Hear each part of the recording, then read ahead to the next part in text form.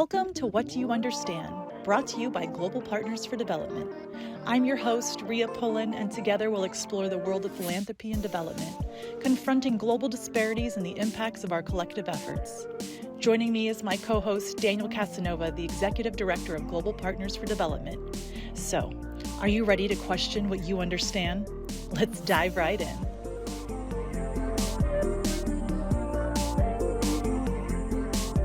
Today, we're joined by Lorraine Muluka, CEO and founder of Malaica. In this episode, we explore the intersection of technology and maternal health. Lorraine shares her insights on the challenges pregnant women face in East Africa and the innovative solutions Malaica is implementing to transform their experiences. We will discuss real-world impacts and a vision for a healthier future for mothers and children in Kenya. So, what did do you have children? Yes, I'm a mom of two boys. Yeah, so the first one just turned 6, and the second one, to get this right, the second one just turned 4. So 2 years apart. So yes, I've been through the pregnancy journey twice. Yeah, same here. I have 2 because I have a 6 and a 10-year-old. Yeah. Oh, nice. Great joys and great pains. Oh, it's a lot. Yes, that no one prepares you for, Well, being a full-time working mom, Of course. that's a whole other side of it. Yeah. And I'm sure is that part of what's driven you to do your work? Because you're a medical doctor. Yeah.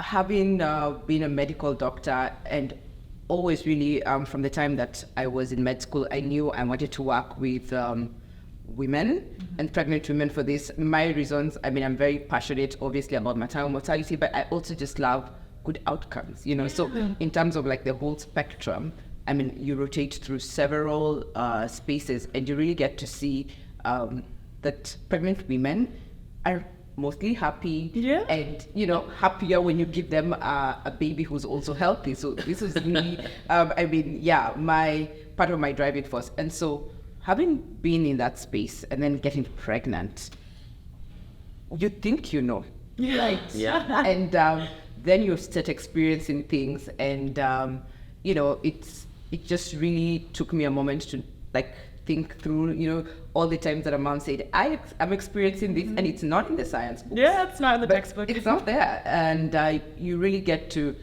be at a space of humility, understanding. And for myself personally also, I did get some complications in my pregnancies. I got high blood pressure. I unfortunately also bled quite a bit after. Okay. So, it's such things that you then realize that, having the right support during this time is quite critical. Yeah. So that's partly why I embarked on this journey to really make the pregnancy journey safer. But I've also had very close people to me, unfortunately, not survive. So it was, for me, something that I said, there's more that I could possibly do. Right. And having the passion for digital health, as I mentioned previously, having worked in this space, being able to reach people who I would ordinarily never see.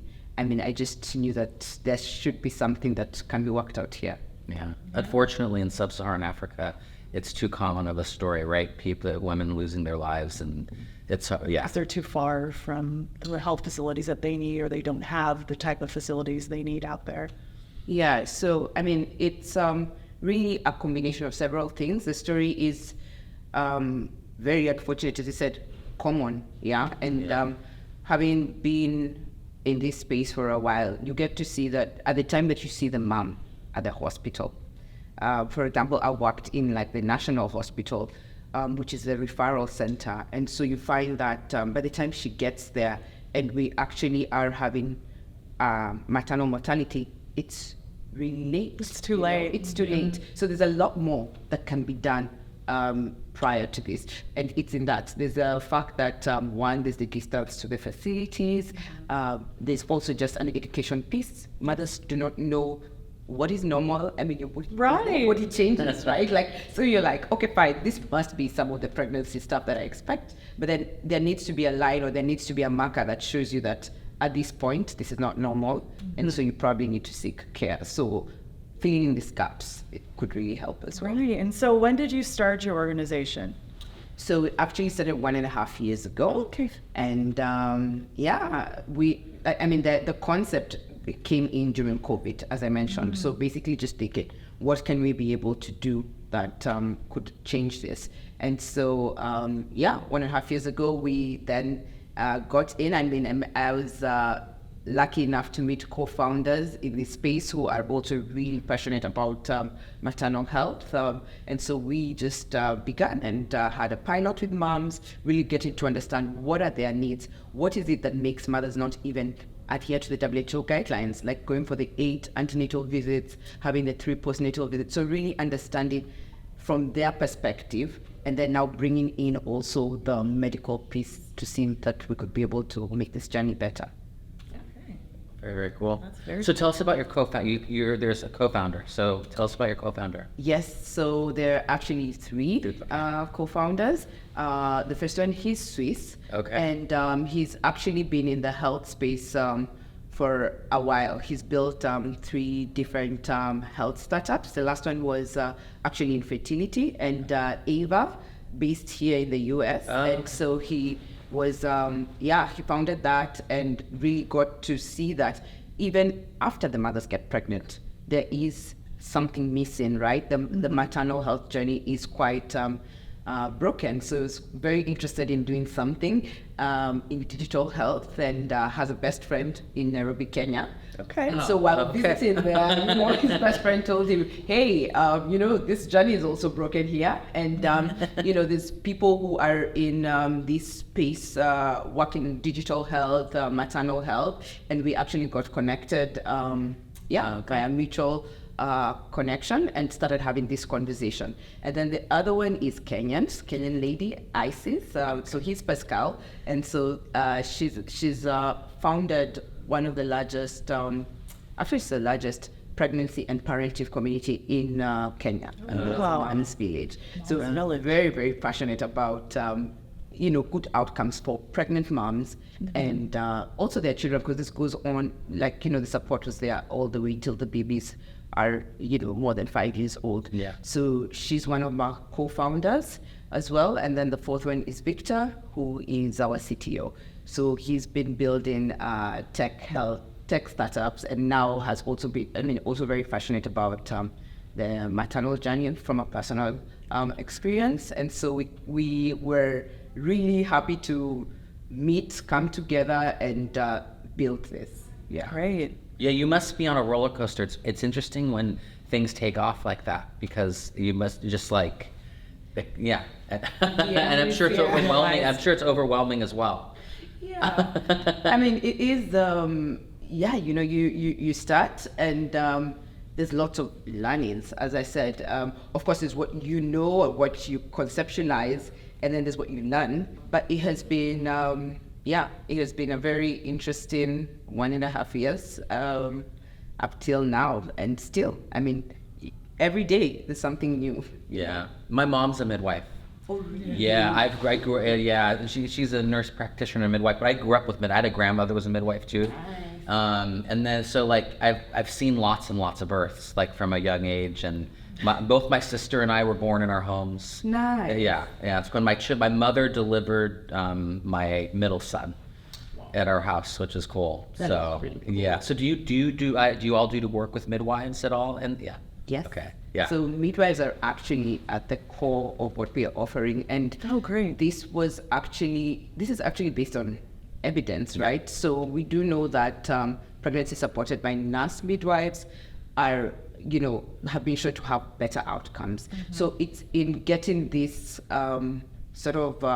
care. There's a no-do gap, right? So we know it, but implementation is not where it should be, right? So how did you say that again? A no-do gap? A no-do gap. I like that. I really like that. A no-do gap. Yeah, we know this, but somehow it's just really not happening as it should, right? So it's about really getting these nurse midwives the kind of support that they need, and then ensuring that there's a linkage with the moms. Yes. And that's what is at the core of Malaica. So what we do is actually connect pregnant moms to a personal nurse midwife. Oh, great. And this is done digitally. Our front end is WhatsApp.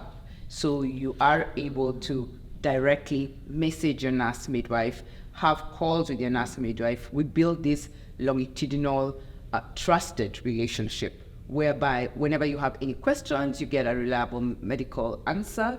But it's not only that, there's more to it. It's a personal touch. Exactly. Yeah. You actually get to know this person, trust this person, and we are seeing more than just the clinical piece. You know, a normal consultation in a hospital would take like 10, 15 minutes. If Exactly, you're lucky, and then you're right? out. Most of the times during the government sector, it's 3 minutes. Yep. And so you never get to talk about really what other factors that affect the pregnancy. We know there's mental health issues. We know there's intimate partner violence. So these are some of the things that we're seeing. And through our model, we now can offer all these other support. So the nurse midwife is at the first point. In case of any risks, she escalates this to the appropriate channel. This could be the gynecologist, this could be the psychologist, this could be the nutritionist. And just building this sort of support from the mom online, I mean, has really shown to be beneficial in Completely, yeah.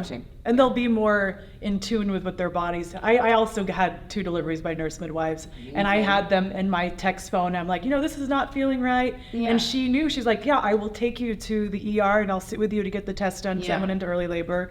And so she sat with me the whole time in the hospital, my nurse midwife. And it just does make such a difference when you have someone who's going to be with you through your whole journey. Yeah. And at the birth. Yeah. It's just being able to have that is so different than most traditional ways that pregnant moms are taken care of. Yeah. So how are people finding and accessing, like how is your outreach to get people on this app? Yeah, so very interesting because I mean, this is a digital platform. And so we go out online. We realize that most pregnant women, where are they? So they're online, they're really looking for resources. So there's Facebook. This has been one of the biggest channels that we've been able to reach out to moms from. There's also Instagram. And then, as I mentioned, co-founder Isis, who built Moms Village, this big community. When we came together, we're also able to now have moms from this community join in Malaica. Where are they located? I'm curious, the Moms Village, where are the places? I mean, you must have demographic information. Yes. Yeah. So, I mean, when we started off first, we were just really doing the recruitment in Nairobi. So Nairobi is the largest in terms of where moms are coming from, but we have that 48% of them are from Nairobi. And now we have mothers from the rest of Kenya. So we now currently have moms from 40 counties. Wow. In the Malaica program. okay. Yeah, so a lot of them are, I mean, the Nairobi is still leading, but we are seeing growth. And really from very rural areas, Wajir, some parts of Kenya, which I also have never been to, but they are now here in the program having this support. Yeah. We do work in Turkana. Yeah. That's why I always With want to women's advocate groups there, yeah. Okay, yeah. Amazing. Yeah. Amazing. Yeah, our program director, she's based in Kisumu. But she was in Nairobi and she traveled to Turkana and she's like, I've never been here before. And it's so, she's like, this is my country and it's so different. Yeah. She's like, this is so different than like the Kenya she knows, but she loves it. She just has fallen in love with the women in Turkana. Yeah.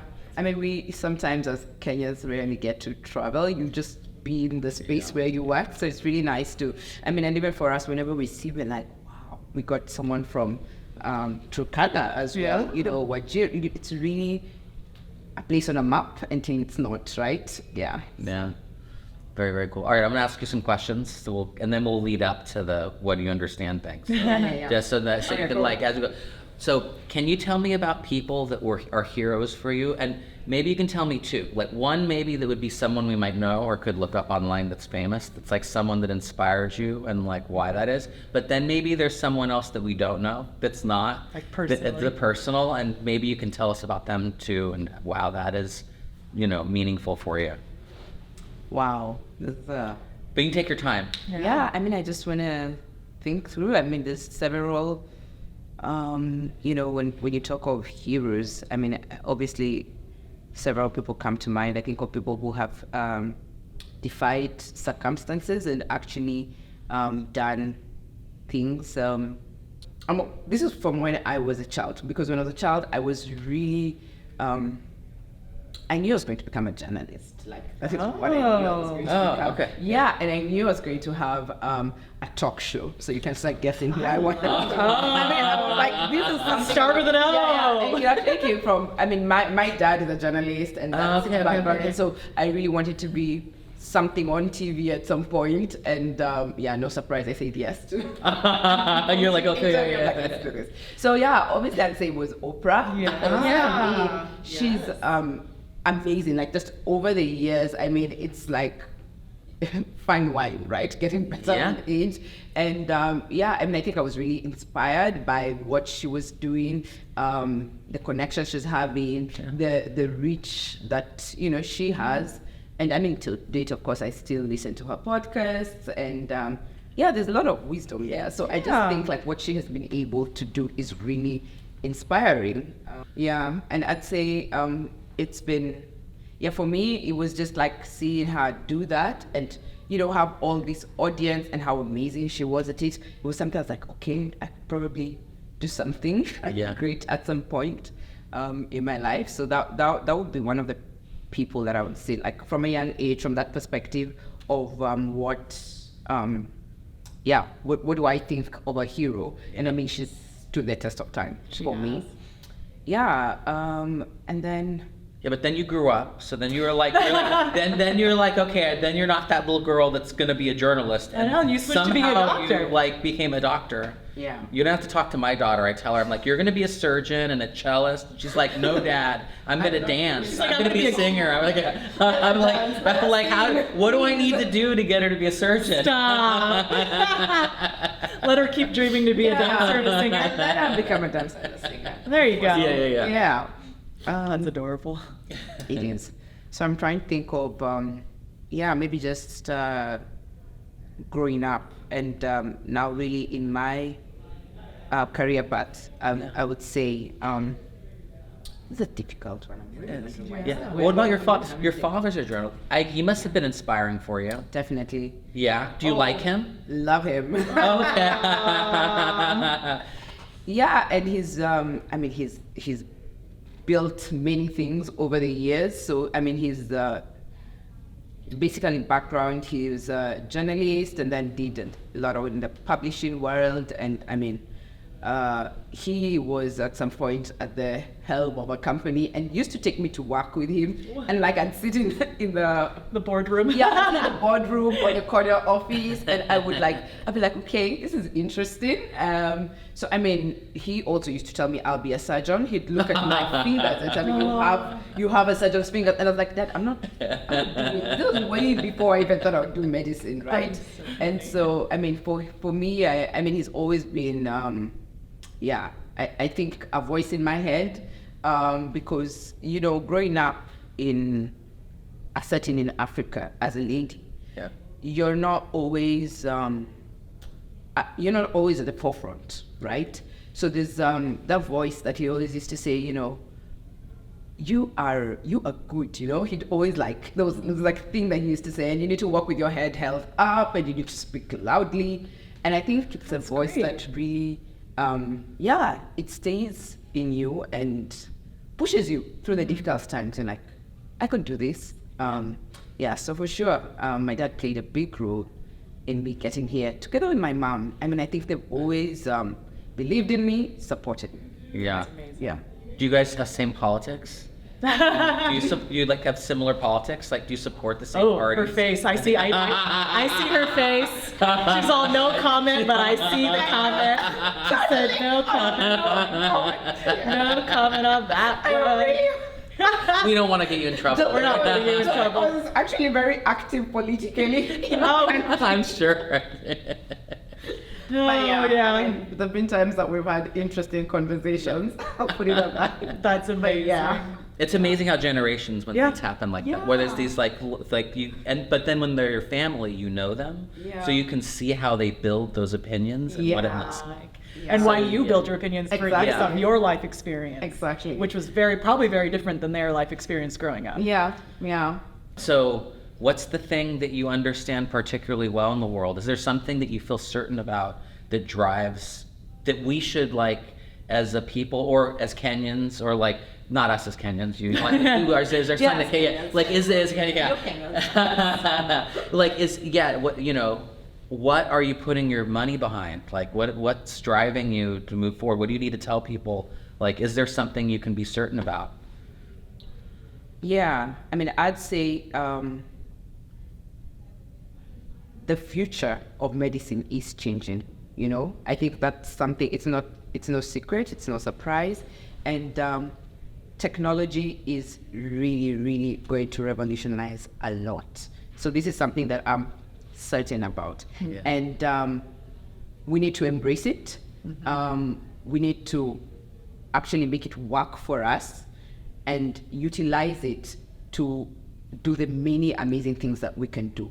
And if we really position ourselves wherever we are, I think in this space, working in the healthcare space, for example, it can really lead to amazing outcomes, you know? So for me, I am sure that in the next 10 years, if we are to actually leverage on what technology can do, I mean, it will be a different world, like literally. So it's not just about the maternal mortalities, it's really in the health space, in terms of diagnostics, in terms of basically, treatments as well. This is really something that I am really sure of, and I would actually actively, what's the word? Actively promote, actively, like really encourage everyone to embrace it and to actually believe in it, because I think there's been so much doubt in this space. Like, how would you be able to, have an impact even in the lowest of the, when you think of the most rural areas? Technology is advancing, accessibility is day by day changing, and so just embracing this right now, I think is what I would advocate for. Yeah, especially with satellite internet making it available for people in rural areas where there was no cell signal. Remember, when we go to Tanzania, he's like, there was never signal here. Oh, now there's signal here. Yeah, I remember the spaces I'm like, 10 years ago, he said, no, there was no signal here. I was like, it's great now. And so, like, and you said it, when we go see the indigenous Maasai, they all have cell phones. Yeah, they do. And everyone is on their cell phone. Like, it's amazing. So penetration is increasing. Yeah. Okay, good. That's a good thing. That's good. I think. So, what do you think the pitfalls are there? What are the challenges for that? Like, what are the, and in particular, what are the obstacles in Kenya that you see with technology reaching people? Yeah, I think the first biggest challenge is acceptability, right? So I would say, in terms of people just being open to utilizing this technology for healthcare, that's the first thing. And then in terms of now reaching people, you have to think of the different challenges that are in this space. So for you to have a phone, you need to have access to electricity, you need to have or somehow that you charge this phone, right? You need to also have access to the internet. So I mean, I think, as I mentioned, those are challenges that are there but are getting better, right? So I think definitely in the coming years, even right now, the current Kenyan government, they're really focused on actually improving accessibility to internet and digital solutions. So things are looking up, but penetrating also markets, and for them to actually have that trust to accept these digital solutions, I think that would be the other challenge that I see. Yeah. Well, you did really well for having us. Look at you, so impromptu. You were ready. And we have a new Kenyan friend. I should have been. I know we have a new Kenyan. I should have been a TV presenter, guys. Right? You can. You know what? It's not too late. You could still be Oprah. Not he's terrible, Dr. Oz. But there's like these doctors who are like TV presences now, who are like the the experts that, you know, discuss whatever they talk about on the Yeah. segments of Oprah. Maybe you'll be that person. Yeah. At Global Partners for Development, our mission is to advance community-led initiatives that improve education and public health in East Africa. We envision a world in which every East African community has the capacity to implement dynamic, sustainable solutions to the challenges they face. To learn more, visit gpfd.org.